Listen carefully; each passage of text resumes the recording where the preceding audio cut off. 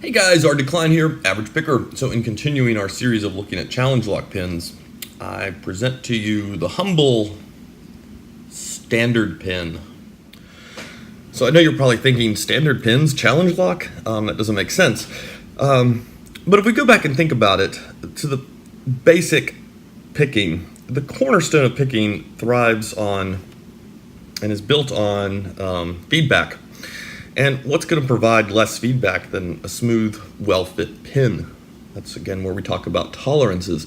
And we know that these holes are not drilled in a perfectly straight line, and we know these holes are not perfectly uniform. And if you're not aware of this, if you're really, really new and you're not kind of aware of this, I suggest you go and read something like Detail Overkill, even glance through like the MIT Guide to Lockpicking, things like that.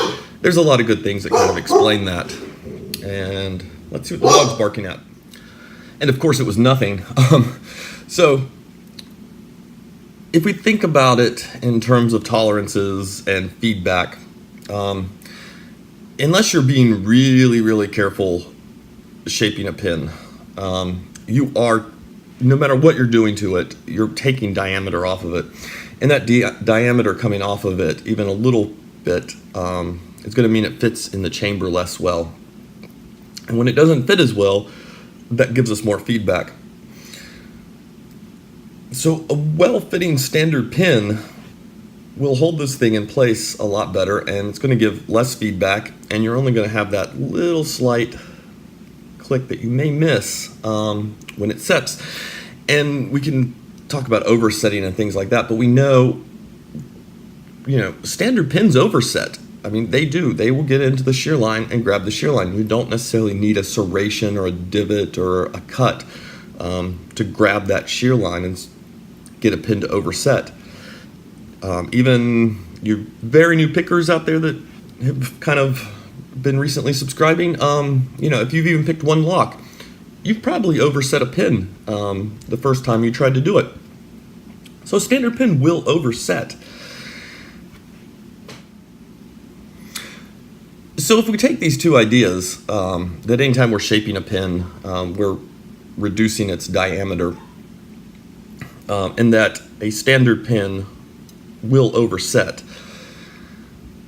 what do we end up with? Well, again, we could get very technical about the alignment of the holes and how they're cut, and that varies from lock to lock, and that's where you start to get into the binding order and things like that.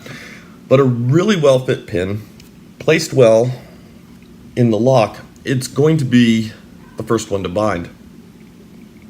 And if you can get that one to overset, because it's the largest diameter of the pins, it's going to cause the other pins to not set, or to have, I don't want to say blanket not set, but generally the other pins are just going to go springy, and they're going to stay springy, and you're going to be searching up and down that thing looking for something else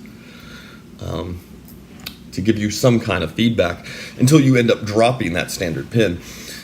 Now, being standards, they will drop fairly easily. They will drop fairly easily, but the feedback on them is less feedback than on, say, a spool or a serrated. And we're going to look at serrateds next. That's why I wanted to kind of do this thing on standard pins first. So, yeah, I would say don't discount what a well-placed standard pin or two can do for you in the lock. Now, when we're doing challenge locks, we tend to grab pins from anything. You'll tend to have Schlage pins and quicks, and quick pins and Schlags, and Defiant pins, because you've just taken your junk locks probably and rated them for parts. So they're not ideal fitting. But if you can get a good, well-placed standard pin in there, it can go a long way for you. And you can actually go, some of the challenge lock videos, if you go back and look, there's been a couple times I've kind of sworn because I pulled a lock apart and I'm like, really? You got me with standard pins. Not all standards, but a few in there. And yeah, it can be difficult to detect, especially as you get accustomed to all the feedback that all these crazy custom cut pins can give you. They're not, spools will tend to tell you when they want to be picked. Standard pins don't quite do that as much. You don't get that Same thing, because again, it's a tolerance issue. So if we're going to say that, like, say a lock like this is harder to pick, this is a Sargent, you know, I don't have a, then say this Kwikset, well, what's the reason for that? Well, it's the tolerances.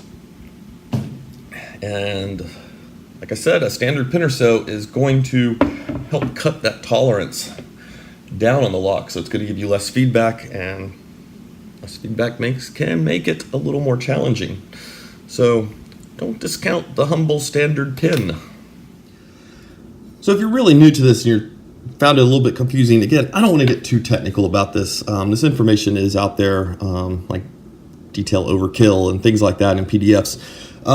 But if we think about this as the pin kind of diameter at the shear line, and our lock is rotating, you can kind of see what's going to happen is that shear line closes in, right? Your pin that is, this is not drawn very well, but your pin that is fatter is going to be the first one to hit the shear line and stop it. And so that one, in this case, if we're rotating this direction, this guy's going to pick first. And then we're going to move in here, and we're probably looking at, like, say, that guy. I'm just going to do them in kind of their size order, as opposed to how bajankety they are lined up on here. But you can see what's going to happen. So, and then that guy's going to crumble, and then we're down into probably him, and then these two are going to be potentially a crapshoot. And this is, so we're thinking about kind of the thinnest part of the pin that's interacting at the shear line. Now, of course, this could change. If this guy ultimately drops down into a spool, he's still going to pick first, but he's not going to pick all the way first. He's going to pick to the spool. And then we're going to end up hitting, and whatever we run into this, and we may have to then come back to that guy. But that gives you kind of a general idea of what I mean, because you can almost think of it as a slab that's falling down and crushing people. It's going to crush the basketball player before it crushes the 7-year-old, right? And kind of a flipped way of thinking about it.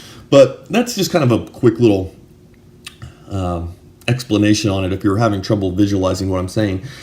So your standard pin, because you have not done anything to it, it's going to be the biggest pin in there, and it's going to be the best fitting because of that.